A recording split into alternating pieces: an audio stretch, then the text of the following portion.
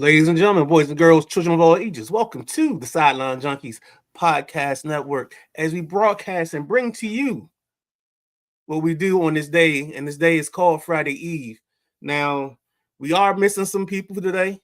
And the problem is they went to the Ravens doctors and got checked out and they failed their physical. So we got to get them back to health and get them upright so that way they can come be on the show with us. But for right now, Ravens doctors have filled the physicals for Boss B, the correspondent. So they won't be here this week. They'll have to come back next week.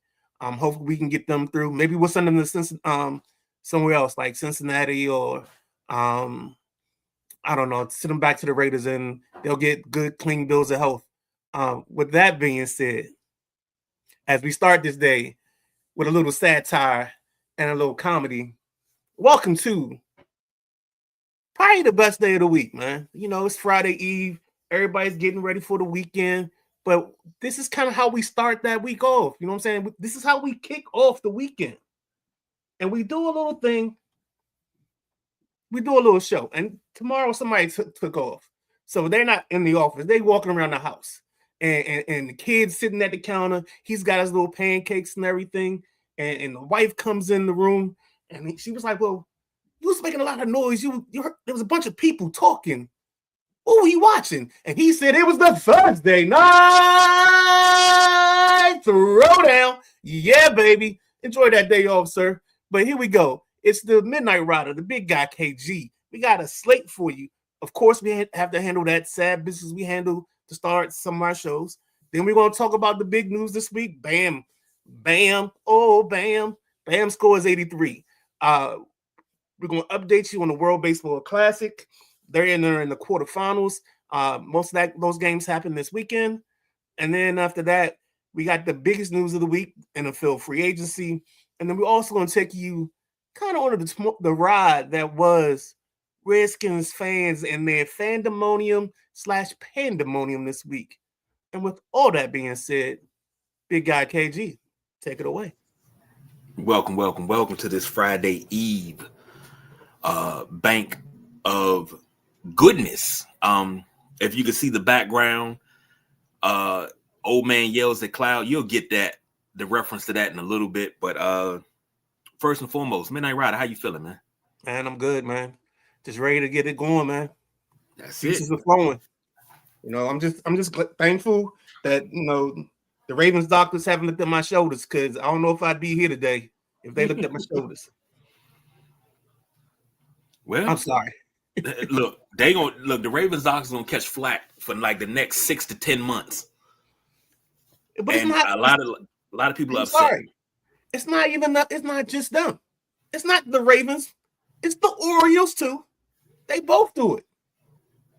They have somebody joked that the doctors that performed Max Crosby's physical, one's name was Dr. J. Chase and the other's name was Dr. J. Burrow. So if you get it, you get it. And if you don't, we'll pull you to the side and help you out with that. I was thinking it was more Dr. Nick, but hey, I get it. All right, ladies and gentlemen, welcome to the Thursday night Throwdown. Hopefully you're settled in. So we got to start this thing off with a little sad news. Former New York Jet Matt Snell passed away on day before yesterday. It was Tuesday night. The word came through. For those of you that are uninitiated and not aquatic enough, Matt Snell was a fullback for the Jets from 64 to 72. Won an AFL championship in 68 as well as the Super Bowl 3. AFL Rookie of the Year, first team AFL in 69, 3-team All AFL, second team, AFL All-Star 3 times. He's in the New York Jets Ring of Honor. Also won a national championship in 61 at Ohio State and was second team All Big Ten. Only had 4,287 rushing yards in his career, which is a 4.1 average. 193 receptions, 1,375 yards. and 31 total touchdowns. Now, what makes him a Jet legend and an NFL legend, period, is the masterful game that he had in Super Bowl III. 30 carries, 121 yards. He set up 3 Jim Turner field goals and scored the only touchdown of Super Bowl III. Even though Joe Willie Namath got the MVP, I always thought, even as a child, Matt Snell should have been co-MVP because Namath called his number a lot in that huddle, and he came through. So, rest in peace to... Dude, hold on. Yes, sir. You say that like you watched that game live. Like, oh, yeah, I thought as a kid that Snell should have gotten the MVP. Dude, you watched that on NFL films, man. Yes. NFL films, right? Yes, I did. That was one of the ones when I tell you guys, certain things had to be watched and understood before you could say you were a fan of this or that. So I had to watch every Super Bowl before my birth to understand why they were called legends, and I had to break down stats and things like that, which made me fall in love with being a statistician. And matter of fact, if I go down to the vault, I have a Matt Snell card. So, do you still know the answer to the riddle? Huh? Do you still know the answer to the riddle to get past the troll to get to the vault itself? Yes. Okay. Yes. Sometimes it's rough, but yeah, I got it. All right, cool, man. But he was 84 years old. I know he had a strained relationship with the Jets for quite some time, and I think they patched it up a few years back. And he actually came back to MetLife to be honored. So, throw this over to you, Midnight Rider. You got anything there? Main thing I just remember the 41 Super Bowl team. I saw the highlights on NFL Network. I didn't have any formulated thoughts of who should have been the MVP, but no, that's just where I remember them from. And I saw some stuff earlier today where they did say the relationship with the Jets franchise was a bit strained. So I do remember that, but that's really all I have on that. You want to finish out your thoughts? Because I gotta interrupt you before you go into your next thing. Okay. I mean, my thoughts are, he didn't rush for 1,000 yards in the season, but as a fullback, fullbacks didn't carry the ball an awful lot during that time. When you were a fullback, you were primarily short yardage. And when you got short yardage guys that can really move the ball, they're a different breed. So, I know Midnight Ride and the Boss BJ like to get on me about guys that should be in the Hall of Fame, and I got to build my own separate wing. I think Matt Snell alone, he's one of those guys that I think should have been in the Hall of Fame just for what he contributed to putting the NFL AFL merger up on its legs. Now the Colts set the NFL up on its legs, but you had to make the AFL look legitimate.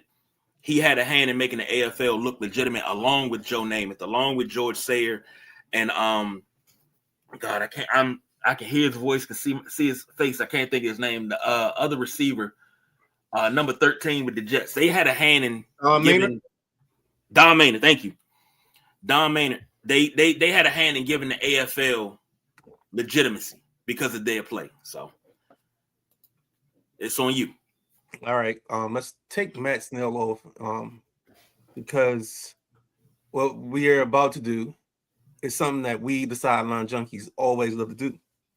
And in my time being with this group, we, as men, always give flowers to each other for their accomplishments, for the things they've done, the things they will do, or something they said and gotten right. That extends to everybody, extends to the Sideline Junkies members. And of course, their members and their spouses are members of the group as well. With that being said, one of our hosts, 5 p.m., Matt Catlin, is out in Vegas right now celebrating a wonderful event. And, we always talk about certain songs. And when we talk about Doc Walker, we talk about when a hero comes along. And sometimes all heroes don't wear capes. And in this situation, this hero doesn't wear a cape. She wears what are those covers that the nurses wear? I don't know the exact name of those clothes, but and this young lady, Miss Jennifer Catlin, wife of Matt Catlin, she won the Clinical Nurse Specialist of the Year award. So they're out in Vegas right now celebrating this tremendous occasion, and we wanted to celebrate her for a quick moment for a job well done. Man, I can only imagine the field of people that she had to beat out for that. But with that being said, this is for you. All right. Go ahead. You can go ahead and take us down the road, brother. I'll get the image out the way. Oh, I got you. And Boss B checking in. He's in here on YouTube. He said, shout out to Jennifer. And that's congratulations out here saving lives. Wonderful, wonderful, wonderful. You can't beat that, man. That is beautiful. Yeah, man. Now, as we push on down the road, we got to talk about Bam's 83. Let me go ahead and show this real quick. I got to do it quick so I don't get in trouble. And move everybody to the side. Yeah, old man yells at cloud. Yep. Let me go ahead and preface this now by saying my grass has been watered. My lawn is not brown. Midnight Rider, you and Perry, y'all gave y'all opinions last night. I would like a turn to sit at the table and get it off my chest. Do you have it? Huh? Do you have it? The intro for you? Yes, I do. I actually do. That is wonderful. I wasn't even thinking about that. Hey, that's what I'm here for, man. All right, here we go.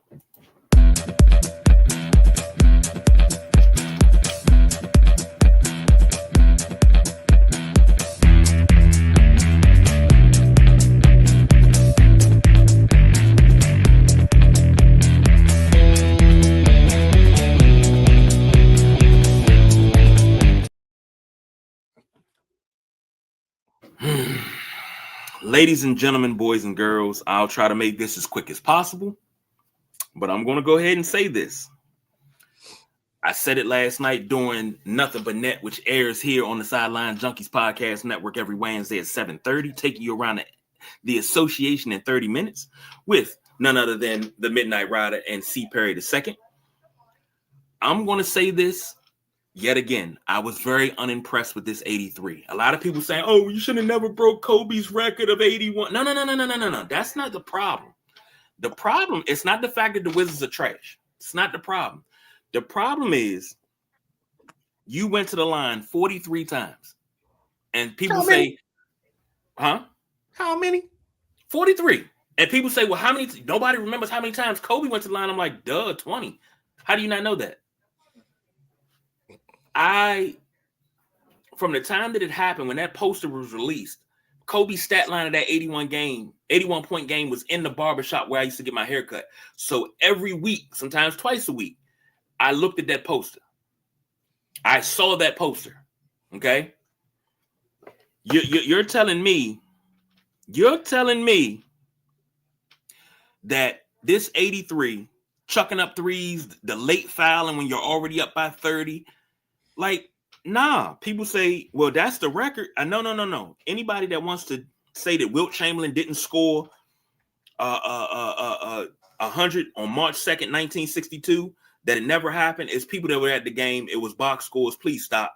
Wilt was 36 of 63 and 28 of 32 from the free throw line. He couldn't shoot free throws, but he had 25 boards. So he scored 100 points with 25 boards. This right here was very unimpressive. This was stat padding at its best. This was stat chasing.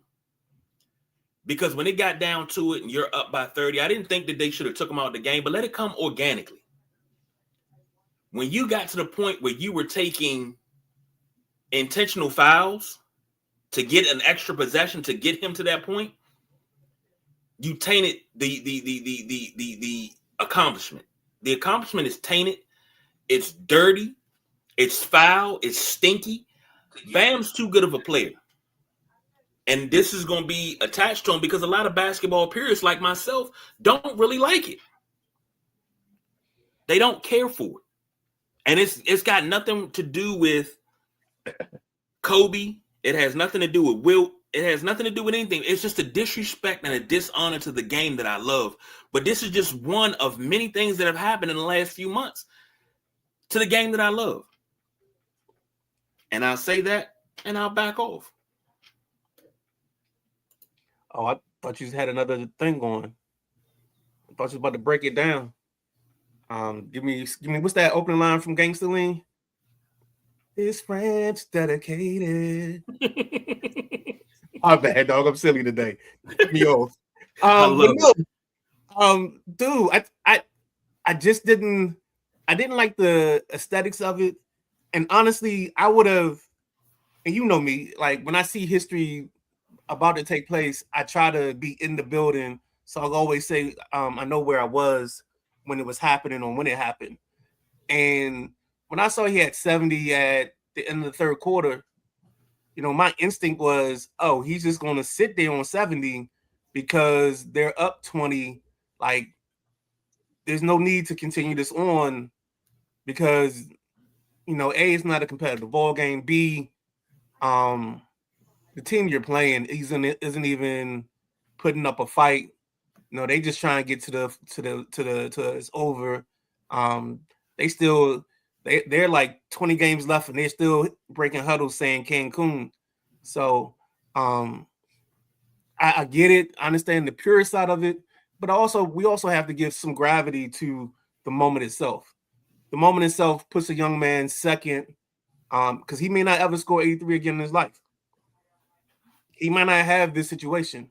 And then the symbolism of him having one of the most dominant performances or one of the best performances of all time, top 3, and for his girlfriend / Beyonce to do her work on the WNBA side. I think that gives a little credence to just two people. I guess actually adds to their love story. I mean, it's another piece to the puzzle that makes up them and who they are as a couple. So, I mean, she was even in this press conference after the game. You'd never really see presses with other people besides kids during the season. So, I thought it was a great moment for him. I think it did leave a little bit of a bad taste in my mouth. But I don't think it was almost a black eye. I just think it could have been handled a lot better. Let me throw something else at you. Oh. Now, we've seen scoring outbursts of epic proportions, never close to Wilt's 100, not even close to Kobe's 81. But we've seen scoring outbursts. Remember David Robinson's 71-point game in 94? Yep. I remember that because he went, it was against the Clippers. Everybody say, oh, it's always against a bad team. It don't matter who it is, any given night. But I've seen a sorry Vancouver Grizzlies team dominate for 3.5 quarters the greatest team that ever assembled in the 96 Chicago Bulls. And then, you know, somebody had to say something from the bench and, you know, he went in the phone booth and he changed into his airness and we won the game. But any given night, you can get dominated. David Robinson was 26 of 41 from the field, 18 of 25 from the line, and they only won 112-97. And he scored 71 points and won the scoring title. And it's a story that came out that Dominique Wilkins told that all the starters got sat in the second half because Donald Sterling said that the scoring title wasn't leaving the West. So he had the coaches sit everybody for the Clippers, all their stars that they had at the time, so David Robinson can break that. So that's crazy. Look, let's what we got comment wise. Nothing. Well, Okay. I ain't got nothing pop up. All right, I just saw 5. I keep forgetting when I don't check them. They build up. There we go. Oh no, we got you didn't give Miss Boss, the talented promoter of the shows and the upcoming events. She said, "Congratulations, Jennifer." That's my fault. I'm sorry. No, I must have clicked it and missed it. That's what we're here for, baby. That's what we're here for. Tag team back again. I knew it. I knew I said it. I knew when I said it. Hey, look, you started it, man. You can't start it and don't think I'm gonna follow up. Oh man. All right, let's jump into some NFL free agency. Give me a second. I got to grab something to drink. You jump and give me this update real quick because I got some things that I wanted to ask some questions about. So I'm gonna be Joe the fan, but I want you to go ahead and get an update. We got a bunch of stuff going on. I'm just going to go from today. Today in the last couple of hours, we just had Kyler Murray signed with the Vikings. It's a nice picture of him in his Pee Wee uniform. Some guy named Ben Conti joked because there's a picture of him in his Pee Wee uniform and him in his Vikings uniform. And it looks like he said, crazy, he's still the same height.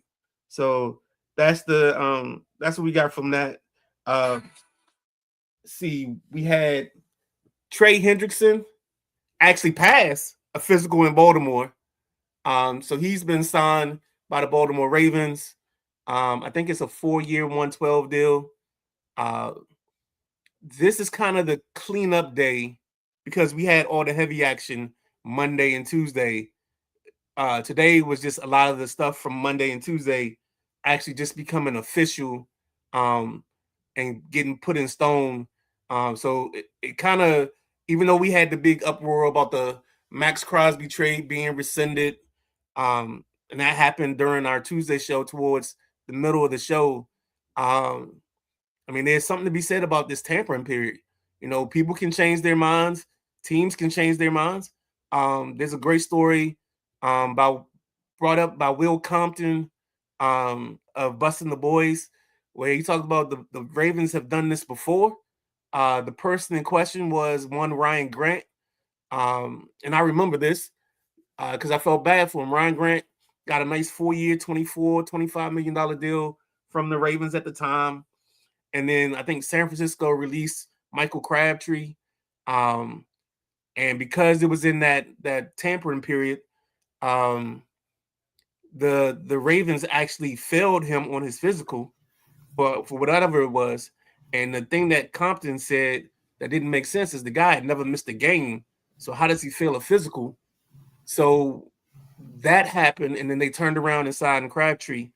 This kind of has the same stench to it because then now they get to keep their first round pick, but they also get to pick up a pass rusher, and they didn't have to pay premium pass rusher money.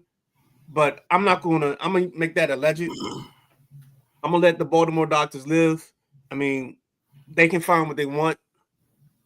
I mean, it's kind of an unwritten rule that most times, unless it's egregious, you don't really kill a guy on a physical because you know he's coming off of a surgery or whatever. So that's kind of one of the unwritten rules that the Ravens broke in this situation. And what I'll do now is just sit back and let you ask questions or do how you want to do this. Okay, I got a couple of questions and a couple of signings, but it's just about the signings that have come across the wire today. The first one, you said Kyler Murray, and I'm going to ask a question, and I want your honest to goodness answer. I want you to put your GM hat on. Which you normally have on when we have our conversations. Let me see. Kyler Murray to Minnesota. I'm sure there'll be a quarterback competition between him and 9. But how does that shake out when you got 2? I don't want to say unproven. I think that's disrespectful to call them unproven because they are NFL players. But how does that shake out when you have 2 guys that aren't? You know what? Hold on. Keep talking. I just gotta switch it up because you said GM hat. So let me go to my Yeah, let's go. Here we go. There you Let's go. go to my GM background team. How does that shake out when you got two guys that are probably lower 16 of starting quarterbacks in the NFL? Because we got 32 teams, you got 32 starting quarterbacks. They're the lower half of the 32, which is the 17 and below, wherever you want to slot them at. How does that work out?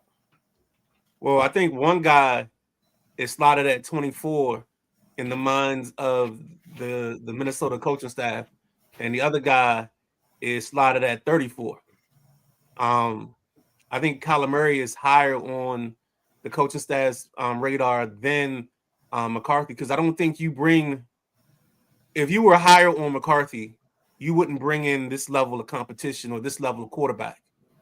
The guy that you may have brought in is a guy like a Marcus Mariota, who is a guy that can play in a pinch, but he's not the guy that you want to play all 16 games with.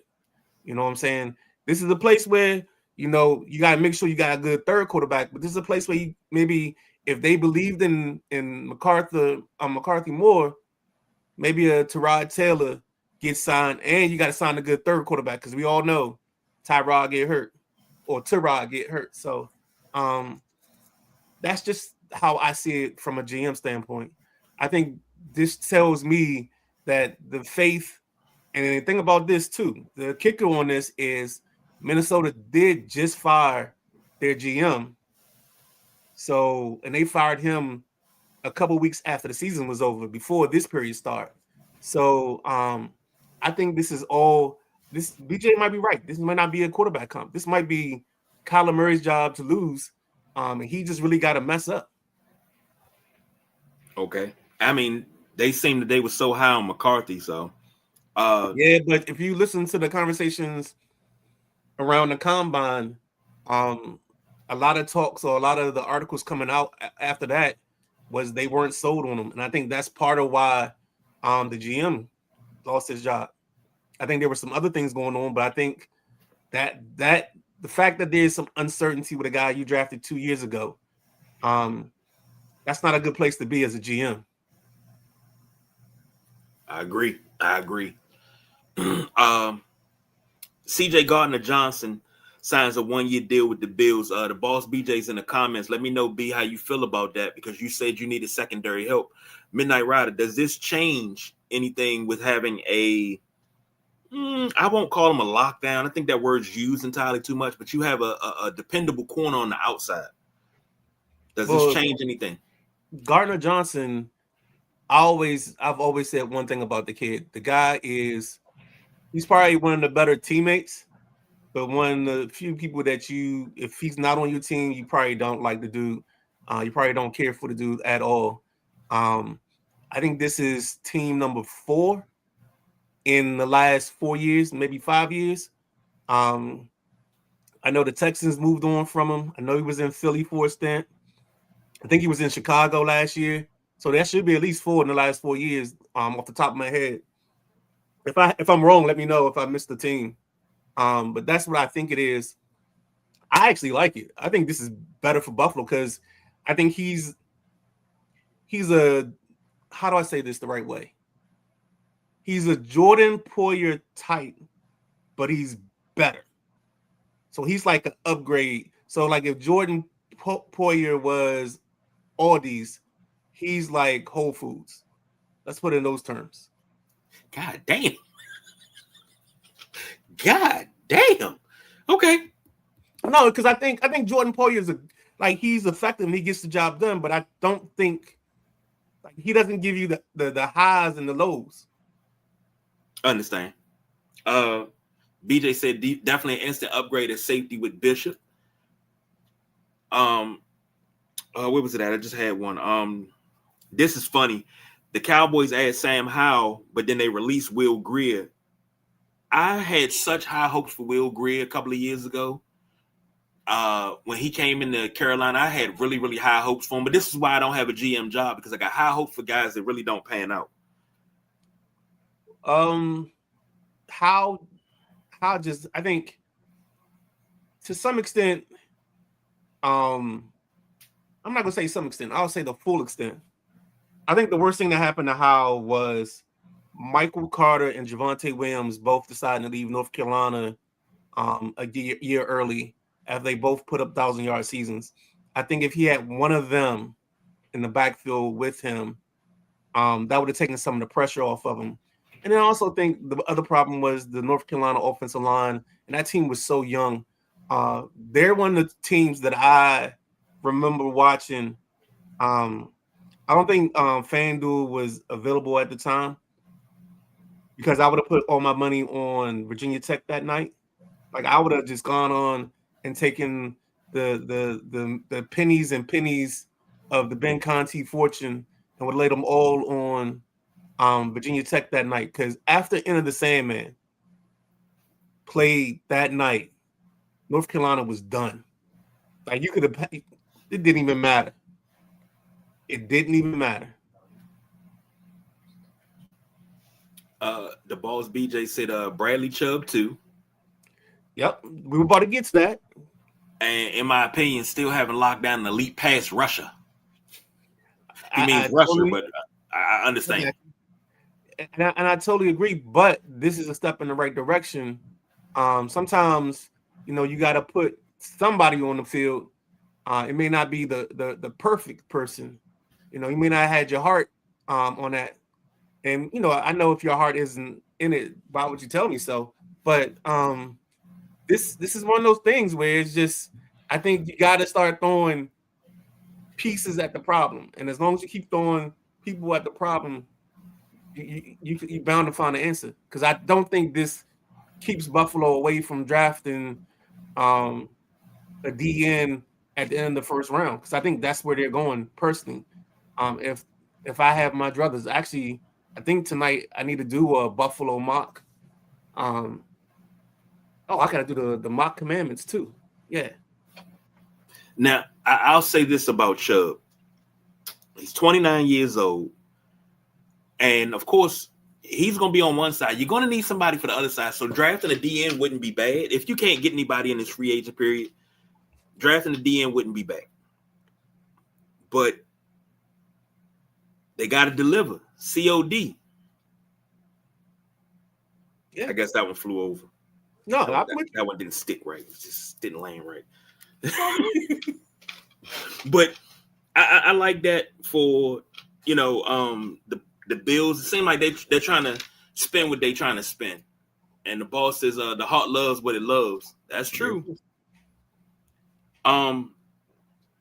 Switching gears, because I really, oh my God, I really want to get into this with you, because this right here is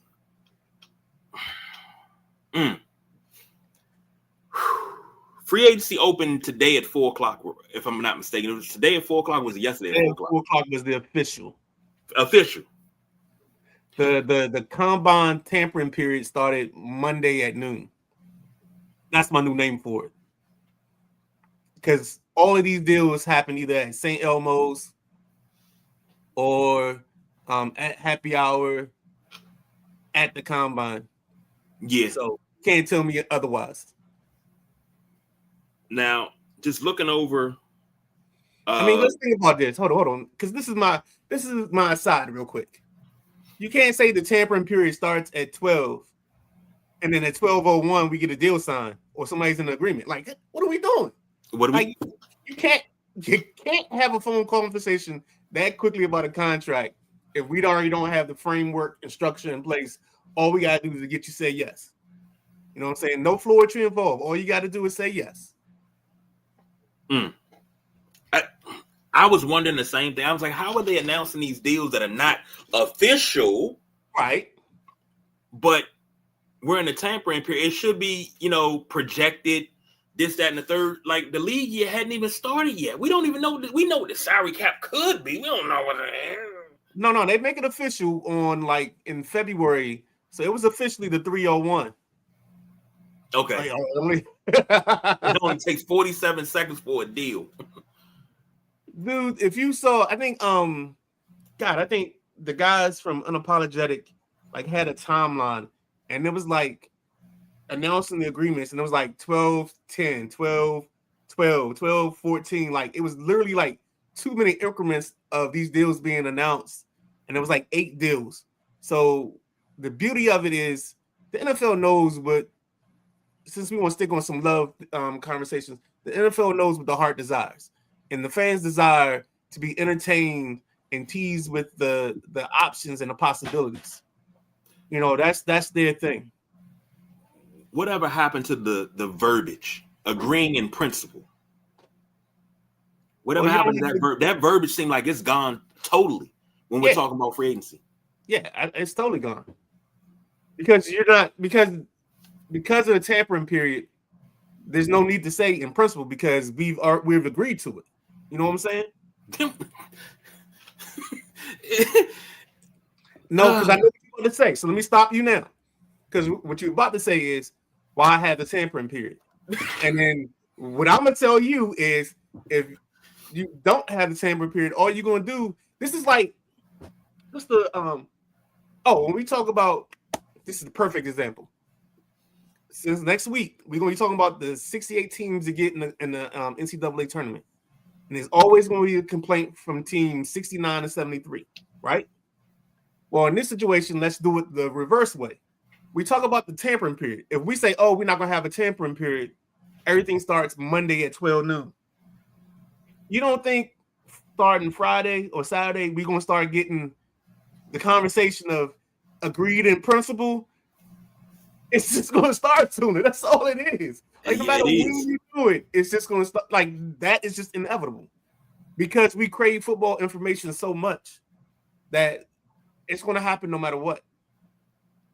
Now, what's crazy is I think back whenever they say tampering period, I always think back to what was that 2010, 2011 when the Albert Haynesworth thing, and they was like, oh yeah, well, we're gonna dock the Redskins at the time. We're gonna dock the Cowboys because y'all broke the gentleman's agreement, and that was so dirty.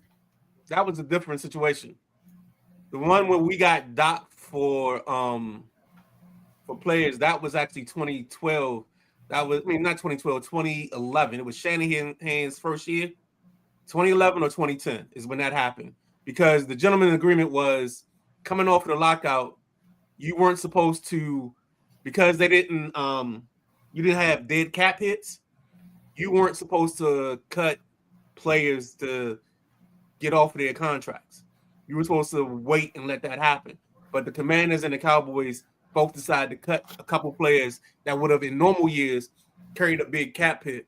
But because they did it during this gap or this time frame, that's where it all came about. I still hate that. I like that that pulled back the curtain on so much in the NFL for me. And then now we're at this tampering period where we're right at now, and it's like it's pulling back the curtain, and it's like most of y'all are a bunch of snakes. but it talks about, when we talk about collusion, that's the ultimate idea of collusion, because that season the free agency wasn't regular free agency. Most players were restricted free agents. So that's why teams really couldn't sign like the top tier guys, because if you signed a player, you had to end up giving up a pick for said player.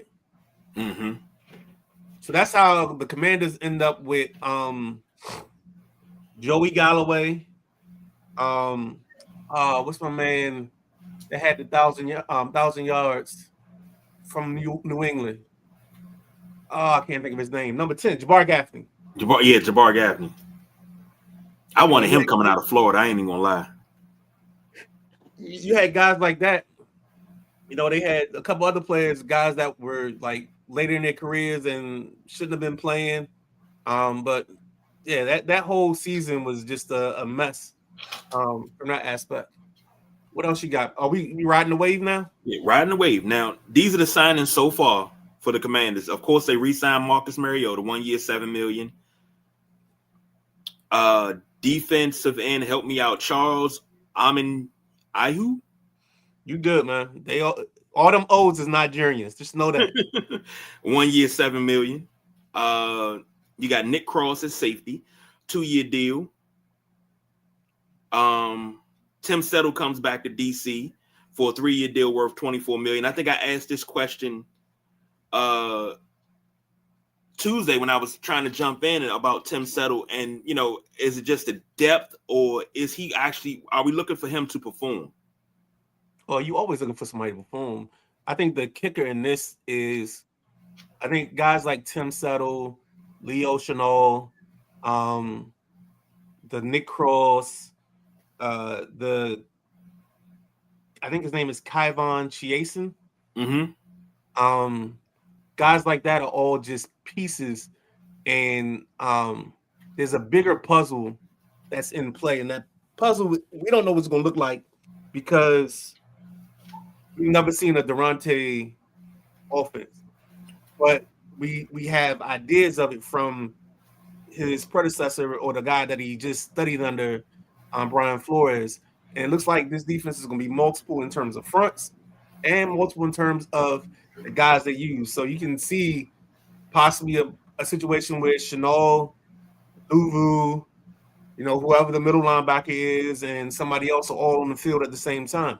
You can see a situation where you might have Chason and Owe as like your 9 techs, and you got a 5-man line. I think they're going to be doing so many different things that what you can't do is get caught up in what position they play. But let me just step us back. Let's go. We're gonna do this like it's a Mary J. Blige song where she gives you the days of the week. Friend of mine, Monday, friend of mine. So let's talk about Monday. So Monday, the fan experience was can't wait for 12 o'clock. We know that we've heard that they're gonna be aggressive. Oh, I can't wait to see who they sign. Oh, we gotta get an offensive player. We gotta get this. We gotta get that. They were in on Pierce. Pierce changed his mind, decided to stay in Indianapolis. They were in on Lindenbaum. The problem was Lindenbaum went up to $27 million. That's $8 million more than you will ever pick for a center. They were in on somebody else that day, and they didn't get him. I think they got Owe late, if memory serves me correctly. And they got somebody else. So at that point, the fans were Adam Peters is being cheap. He don't know what he's doing. Can't believe we stuck in this. The next day, Tuesday, Jill, friend of mine. Tuesday, what happens is nobody really moves because on day one, 41 of the top 50 free agents had deals in place. There's people on the radio and fans on the radio complaining because we're not investing in the offense. We got another year, this JD5, or a couple years where JD5 doesn't have to get signed to a big deal. We're not making moves. We're not being aggressive. We keep hearing how we're close, and people are starting to get annoyed, but not upset. Wednesday. Now, Wednesday is when the top comes off. Wednesday, we got, and I'm going to give this guy a shout out. He probably won't see it, but this guy, Mark in Largo, that calls all the shows, he was just blowing up on B. Mitch. And B. Mitch, if there's a picture, I'll send it to you, where B. Mitch is just looking like, yeah, dog, you don't know what you're talking about. He keeps going off about AP. He's been going off on AP since the Terry McLaurin contract thing. That's a whole nother story. But he just went off frustrated. We acting like we cheap. We acting like we don't have money. I know they put money in the stadium. They doing this.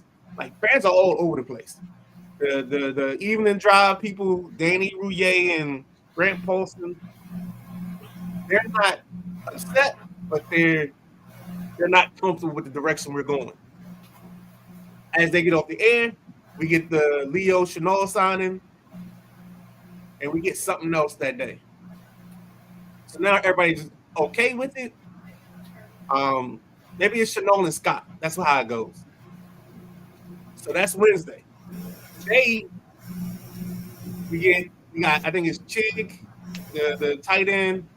We made another signing, the Kansas City D lineman, and something else.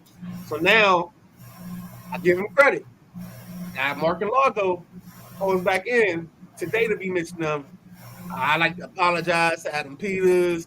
I was going off, I was being a fan. And I'm like, dude, this is only going to last the next 24 hours or 48 hours because you're going to be mad at AP about something else. But that's all good. I get it. We fans. We react differently. I'm actually surprised you didn't hit me up, asking me a bunch of questions because you live in that funky Commander world where they got all the bad takes and all the crazy information. So I was actually surprised you were quiet. That was done on purpose because I was like, nope, not gonna do it to myself because I get into a lot of verbal sparring matches with people online because I'm like, I you can't walk around in this life calling people an ass hat on social media. Right. But if the hat fits, wear it. Right. And you got a lot of people that is so they live in what they call Delulu land. And I'm just like, yeah, I can't take it. I said this once before when we talked about free agents a few years ago. We signed Terrell Pryor. Oh, he's gonna be 1,000-yard receiver. No, he's not. He's a better quarterback than he is receiver. Man, he's gonna be 1,000-yard receiver. Watch. Okay, bet 50 on it. Nah, matter of fact, bet a whole check on it. Man, I bet my whole check he's gonna be 1,000-yard receiver. I still ain't got that dude check yet. Do you know? Let me tell you. Do you know?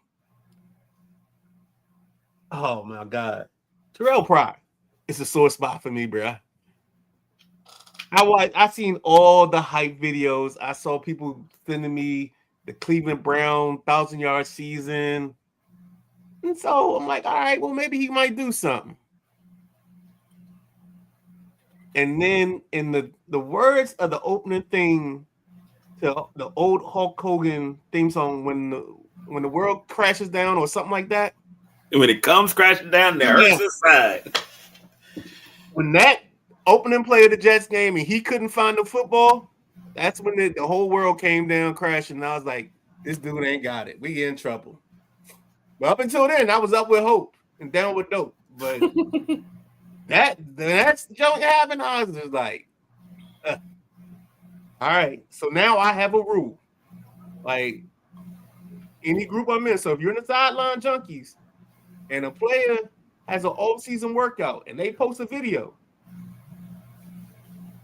we don't allow off-season videos. No. Because if you do that, it's going to get you hyped, and that's what started the conversation. It was OTAs, and he caught a pass in the back of the end zone, one-handed over the DB. Yep. And my man Antonio, God rest his soul, he was like, "That's one play. He ain't gonna do that against no real competition. He doing that against like the fourth-string cornerback that's trying to get a job."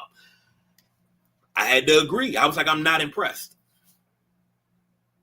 And I love Terrell Pryor, but I love Terrell Pryor as a quarterback because I've seen what he can do as a QB. When he switched to receiver, I said that's the worst thing that could ever happen. I understand he wants to stay in the league, but he is a quarterback. He wasn't no quarterback. All right. I'll give you that. I'm going to throw a couple names out there to you. And we talked about the wave, and I'm not being delusional. I'm just going to throw some names out there, some positions that we need to upgrade at and need some depth. I just want you to tell me, as far as a commander, if you're in the front office, are you signing these guys, or are you going to even kick the tires? Or is it just a hell no? Okay. All right. Juwan Jennings. He's a maybe, but I think he's only a maybe because I think you have to see what happens with Ayuk. And I'm going to throw a name out that I would never have said before, but I think in this scenario, he might have a chance to be – he might have a chance. And it's a guy that had success late in the year in 2024. I think De'Ami Brown may have an opportunity to come back. Because he'd come back, and if you have Ayuk, and maybe he's 3 or 4, he's fighting with, Luke, Treylon Burks, Jalen Lane, and those guys for the next spot. So that's why I would put that out there. All right. Sticking with receiver, Stephon Diggs. Who? Stephon Diggs. Who? Moving on. Let's move over to defense. Joey Bosa. I'm gonna respectfully just say no. Okay. There's other words that came to mind, but we do a family show. We try to keep it as PG as we possibly can.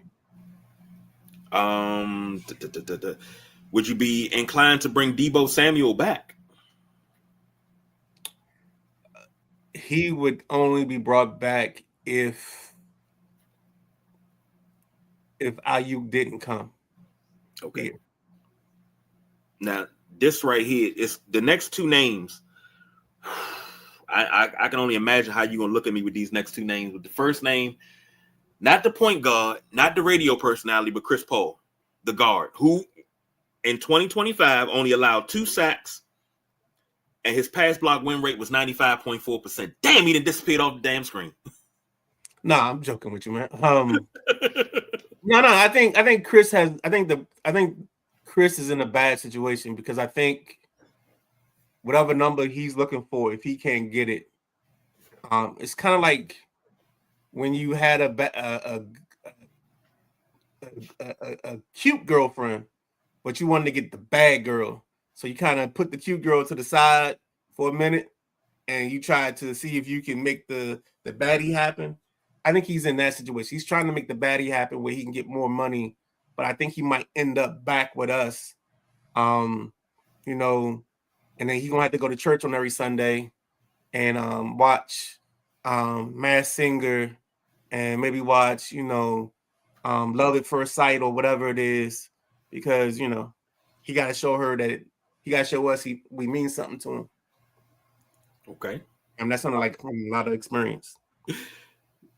Next up, David Njoku. I'm surprised you even asked me about this dude. It was calculated. It was done on purpose. I know. That's why I took. I had to stop after I said that. Like,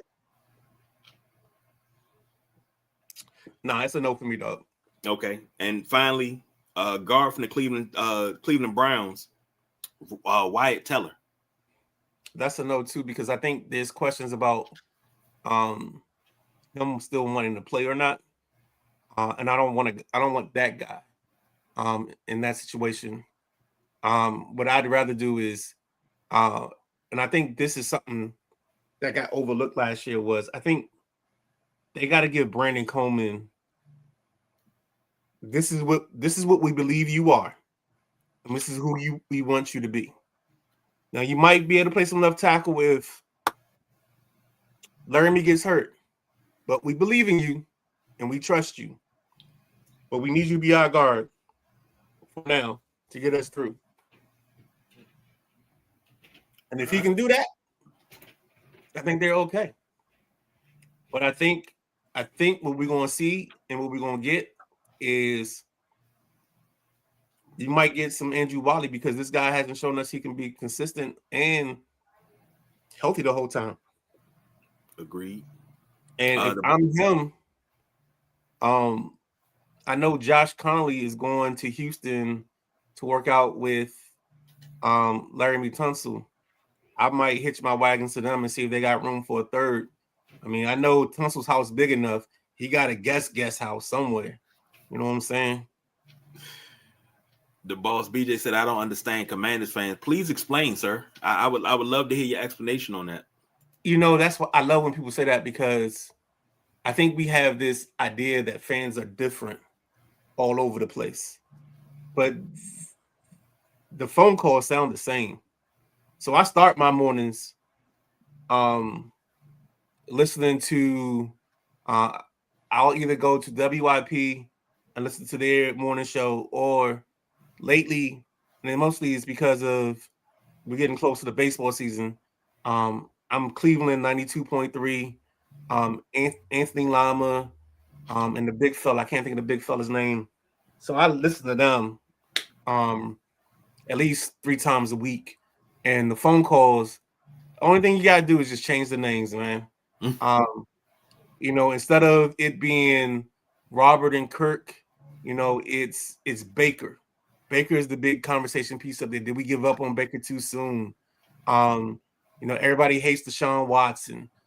There's the half of the fan base that loves Shedeur Sanders and the other half that hates Shedeur Sanders.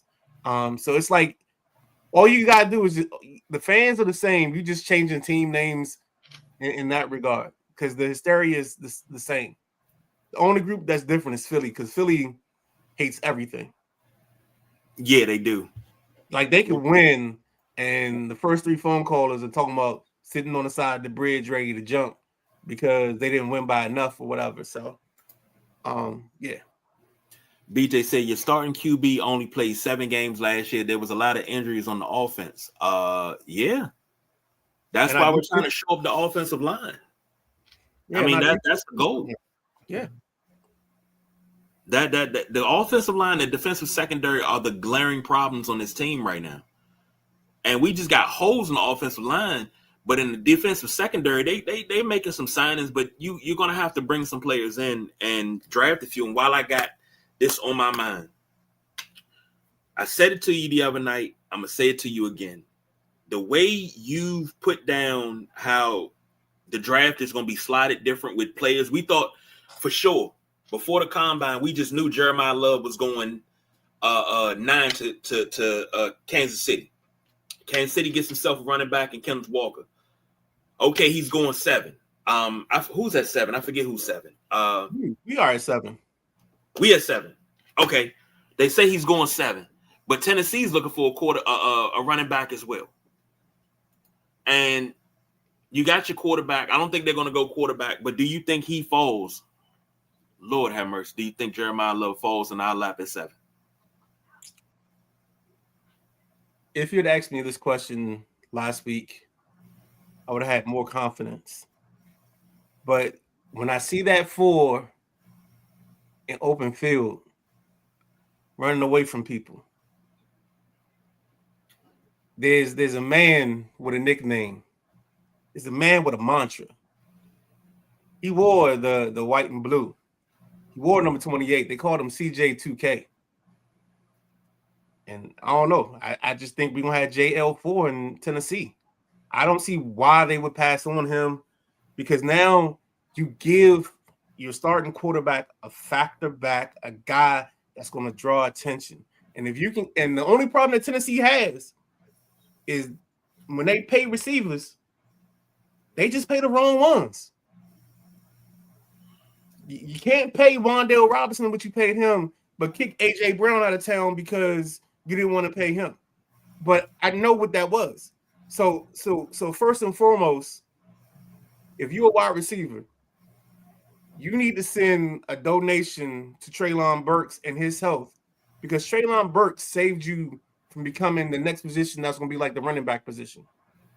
By Treylon Burks getting hurt, the experiment that Tennessee did and where they failed at was because they were going to say, hey, I don't have to pay this receiver top of the receiver market because I can just replace him with anybody. That was the plan. And when that failed, you saw the receiver market jump from that moment on because everybody changed their thought process. So here you go. Yo, I know you and BJ do this thing. Y'all just throw a quarter machine and just sit back and just let it go. Something like that. Switching gears. World Baseball Classic quarterfinals. Midnight Rider. Update me, get me right. What I'm supposed to be watching. So let's start, with the controversy coming into this. So Team USA played Italy the other night, lost 8-6. That put them in a precarious situation where they would have need tiebreakers or certain scenarios to advance, whereas they thought they had already advanced or were able to advance. Now, here's where I think the U.S. made their error is when they looked at the tiebreaker, they thought the aggregate scores meant all the teams you played because USA would have killed and would have never had to worry about Mexico winning in a certain place or whatever. They wouldn't have had to have that third option. They would have automatically just moved on because of the way they outscored their other 2 opponents So I'm trying to say this as simple as possible. So what happens is when you're in these tournaments and the tiebreakers, a lot of times it's goals scored and goals allowed. In this situation, it's runs scored, runs allowed. But I think for the WBC, they did it differently. They only did it to the teams in the tiebreaker scenario. So I think the USA was confused on that aspect of it. So instead of them thinking about what their score was against Italy and their score against Mexico, they were thinking it was the whole pool score. So I think that's why DeRosa misspoke. And it's not, I mean, like, honestly, dog, if nobody told me that, I would have thought the same thing.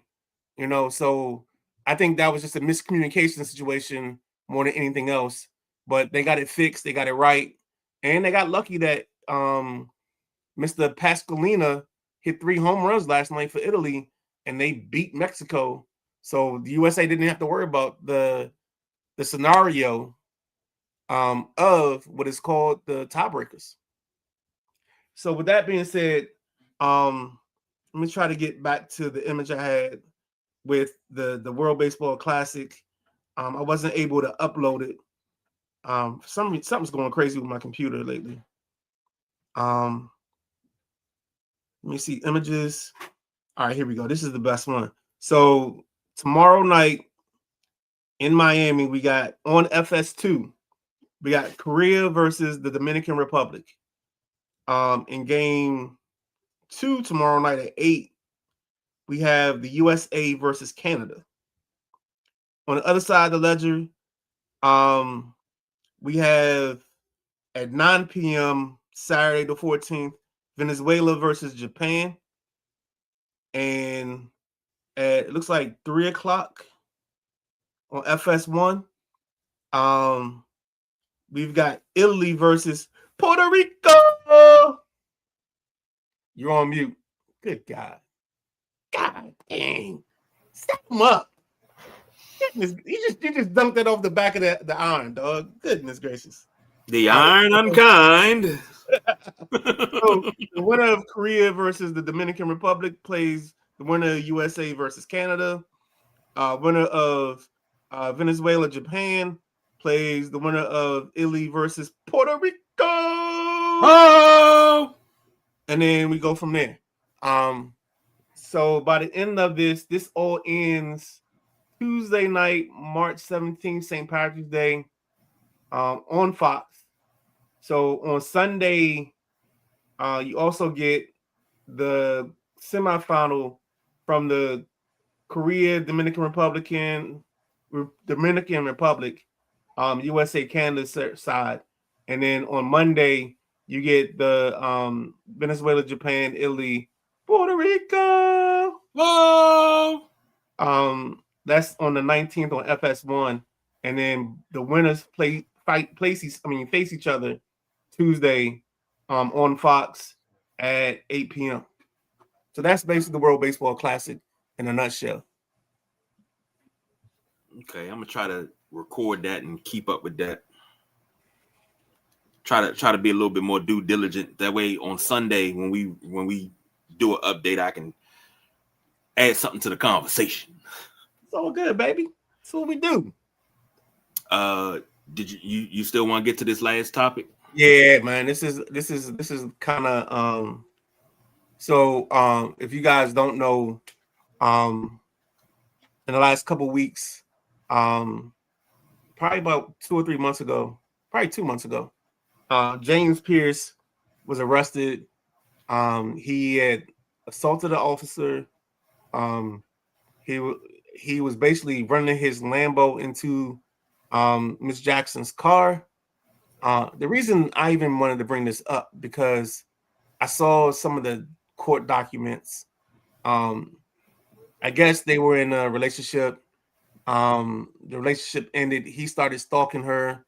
There were a couple occasions where she would look in her rearview mirror and see him following her. The last time that she saw him following her, instead of driving home, she actually drove to whatever the police department is in the area that she lives in. Of course, she knew he wouldn't follow her in there. She went in. She had restraining orders and everything, but I'm not gonna say I think I know or we know that he broke those restraining orders. But the scariest thing in all of that is when she went to the police department to file her last complaint. She actually said in a quote, this ain't alleged, in a quote that's in the article, she said, "I knew if I didn't come here, he would have killed me." Um, so I'm gonna say this way. Um, I don't know if anybody's a fan of Mr. Pierce. I don't know if you follow Mr. Pierce, but I think this man has put himself in a very precarious situation where he may not be able to play the sport of football again because of these allegations, because of the history, because of the signs of abuse. Um, and I'm not saying that I condone the abuse. I'm just saying that I think this kid, because of his actions, and these were the questions we had in last year's draft. There's a reason he lasted 27 as opposed to being taken at 15 or 14 when some of the pass rushers went off the board. And the biggest concern was his personal situation and his attitude and his actions. And the Atlanta Falcons decided to take a gamble, trade it back up into the first round to get this kid. And the kid produced. I think he had 10 and a half sacks. But after the season where he has 10 and a half sacks, he has this happen. So now you probably aren't going to have this kid on your team going forward. And it's a sad story about, a guy with talent just not being able to control his temper and his attitude. But the other thing is just like he's going to lose his dream over a relationship. And it's from all the sounds of it, all the things I've read, like the young lady, Rakia Jackson, who's a WNBA star, she kills the red carpet. She's a baddie. I mean, she's a very beautiful woman. And it's just sad that this kid may not see his true and full potential because of this situation. And that could be the thing that derails his career. And it's part of the reason he even fell to 27. He's not sitting, and for any dad, that's maybe not in the same city with your daughter, or your daughter's out on her own, and you can't really do too much in this scenario, because you gotta let the law do its thing. And this, I think, and I'll say it outright, I think there's some problems when it comes to domestic violence and abuse in this country when it comes to enforcing laws and being due diligent in trying to stop it. I think we allow people too much freedom and allow them to be out too much when we have these threats possible. And I know there are people that have lost siblings, loved ones to domestic violence. And the real reason that I wanted to bring this up, like Maddie ends the show every week on Drive Time saying, tell your loved ones you love them. And then this is one of those scenarios. I think we gotta we gotta tell them we love them, but we also gotta be willing to listen to the things that's going on around them. Be vigilant. Be active. I'm sorry, man. I didn't mean to bring you down, but that's no. Because I'm glad you brought this up and you brought it to the table to shed light on it, because as a father of daughters, also I have nieces. It's like you don't want to see any woman you love in this type of situation, number one. And then on the other hand, you don't want to see your son, your cousin, your nephew. You don't want to see them doing anything like this. You said something that stuck with me. Uh-oh. And as far as from his aspect, you can't get over the breakup, so you're getting ready to throw away this career that you worked your entire life for. You're not smart enough to say, you know what? She don't want to be with me. That's fine. We'll just have to part ways and go. You're so stuck on it. And the brother needs help. He needs some serious help. And but that's the sad thing is like people eschewed some of the conversations that were happening around the combine because there was a lot of conversation about like, did he want to play the game? What was his mental? I'll say mental stability. I'm not gonna say like if he's smart or not, but his mental stability came into question in a lot of scenarios with these teams. And I mean, if you tape for tape, he's probably. I think the kid Mikael Walker got taken at like 13 or something like that. He's probably getting taken in that spot. He's getting taken in the top 15, not anything else. And that's the crazy part. Here's what's baffling to me. A lot of players come out of college and you hear grumblings during the draft process and during the combine about off the field issues. And normally, I'll say 85, 90% of the time, it turns out to be somebody spreading rumors so they'll fall to where they want. Like Warren Sapp should have been the number one pick his draft year. But because somebody said that he failed 3 drug tests, 2 for weed and 1 for cocaine, and it never really happened, he slid down and he went to the Bucks. Still had a Hall of Fame career, but it still hurt his reputation. So when you have these things, I don't think that we should take it as a grain of salt like we once did when these character flaws are being brought up, because it's not always somebody trying to make them slide. It's actually something like this. And then her being Miss Rakia Jackson being a WNBA superstar and being who she is, and she's pleading for protection. Right. All she got to do is say it once. That's it. One time. And he's proven that she needs the protection. Like, man, we all have our ways of handling things. And I know that there's a lot of people that would handle that situation different if that's their daughter, niece, goddaughter, granddaughter. They handle that a little different. But this is a sad situation that she's having to go back to court 3 and 4 times to get protection from this cat. Like I when you said we got to have stiffer laws when it comes to, domestic violence and things like that, I agree. And we've seen it. The last 10 years, we've seen it to the point where there is no protection. The scary thing is there's 2 shows. There's a show that I used to watch called Fear Thy Neighbor. And there's, of course, these scenarios.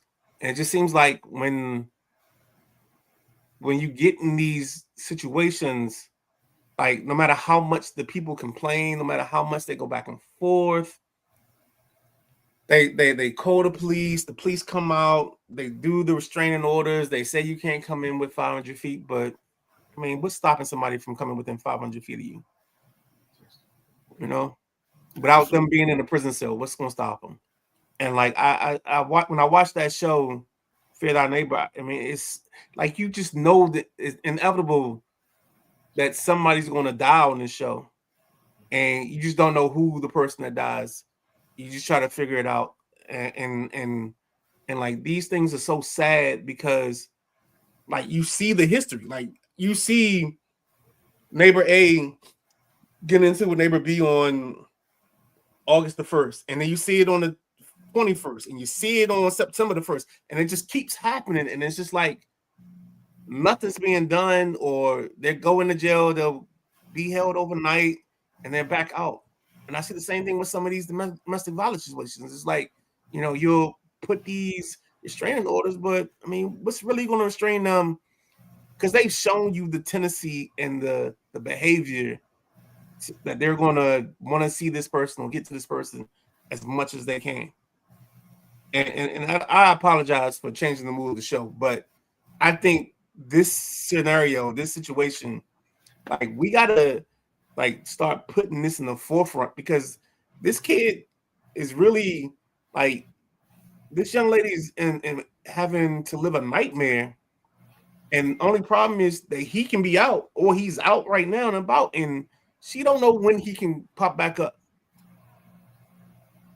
And all that has to do is be a bad day for him. You know, his mental health isn't in the right place.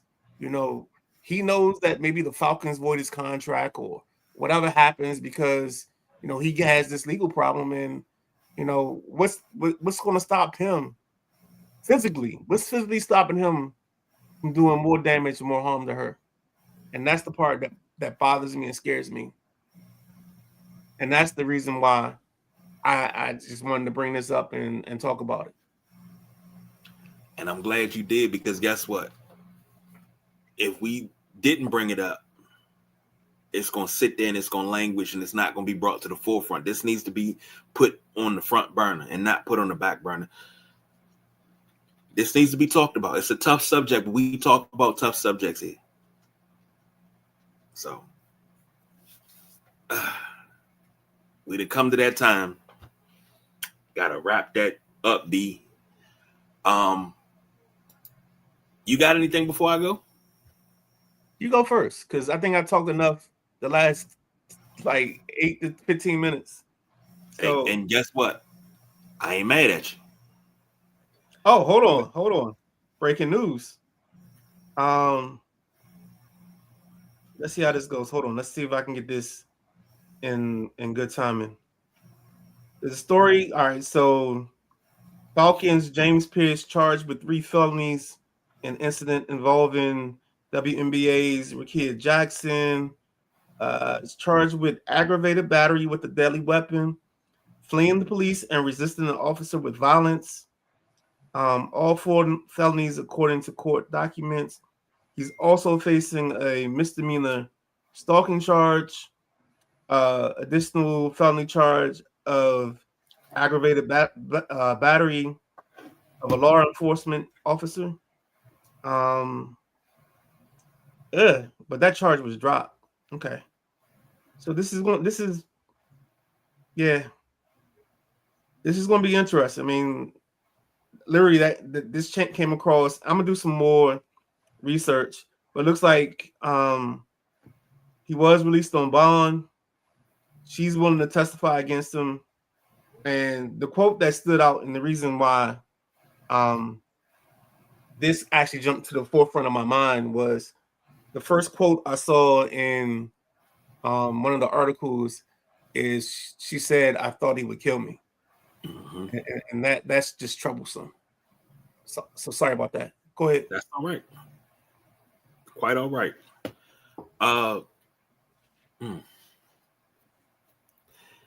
It's hard to transition from that, to be honest. All right, so then I'll kind of go real quick.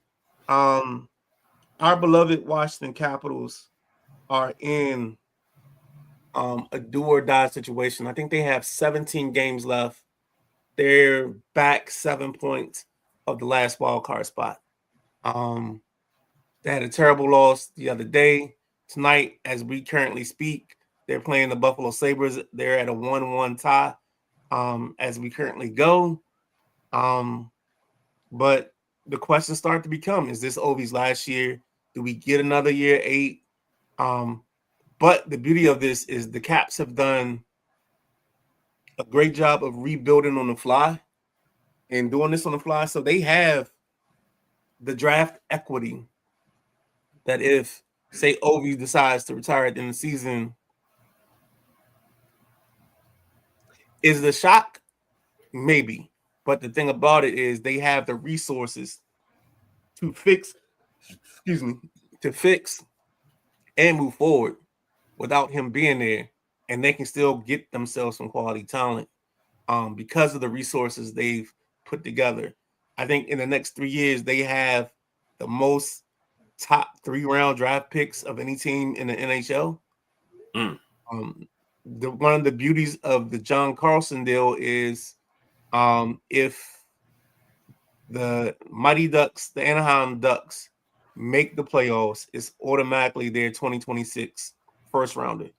If they don't make the playoffs, then the Ducks have to choose, do they want to give up their pick in 26 or 27? But that's still a first round pick, and the person that in a league where you have a it's a semi hard cap, trading assets become premium in this league. I see.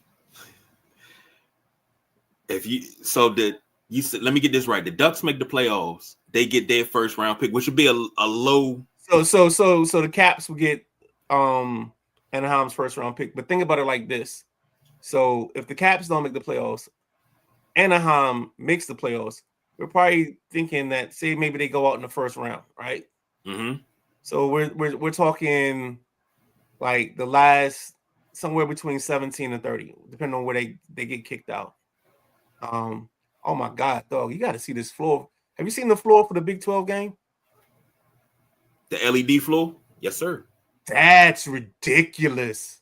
I just looked up. I'm sorry. My what's that movie? Up. The movie Up, where the dog goes squirrel. I just had a squirrel moment. I looked up, and because they got the way when they came back from commercial, they got AJ, Beyonce, and the kid Fleming in like their pictures on the floor, and like something kept catching my eye because I think the foul line or 3-point line was lighting up, and I didn't pay any attention to it. But when I just came back from commercial, I'm like, oh snap! Like they got their images on the court. Like, oh, that's tough. All right, sorry, squirrel. Well, my wrap it up, as you can see, look at that. Yeah, we still on because we talked about important topics tonight. My wrap it up is Selection Sunday is Sunday. I believe 6 p.m., 6:30. So we'll see who makes the field of 68. And word on the street is a 31-win Miami Redhawks of Ohio. Maybe the first 4 out. They may be one of the ones that don't make it. And I think that would be a terrible mark on the NCAA if a 31-win team does not make the tournament of the field of 68. So, totally agree. Are we doing a women's selection show or a women's bracket? I would love to, because I mean we don't have to put it in stone tonight. But I mean, what you mean as far as doing it on air? Yeah, doing a bracket on air.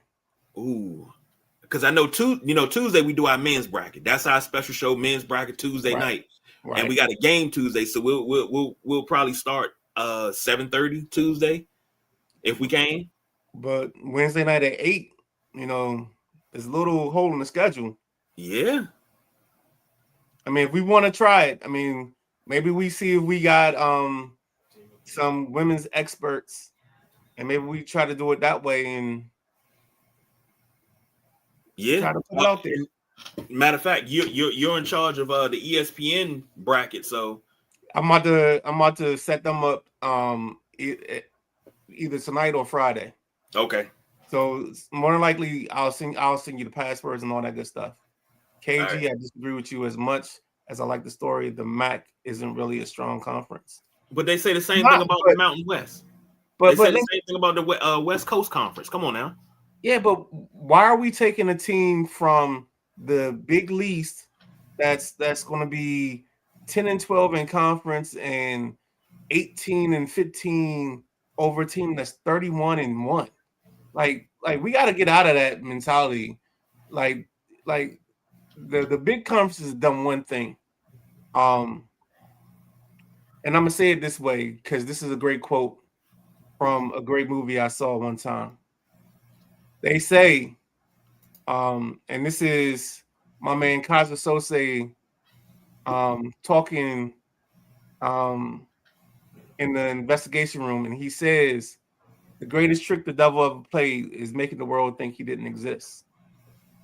And I think the problem with college sports right now is the greatest trick the big conferences ever made is making you think that these small conferences don't exist.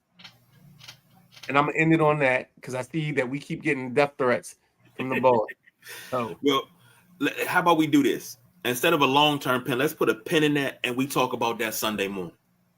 all right. That'll be And then something. if you know, like women basketball enthusiasts, let's get them on the phone and see if they available Wednesday at 8. Because I'd love to have a good conversation about women's basketball, especially college variety. And it's funny you even talking about that because I don't know if you saw us on Monday night. Yeah, BJ, I'm gonna keep talking now because you started this. I'm a filibuster. It's the government, baby. Like Republicans. No.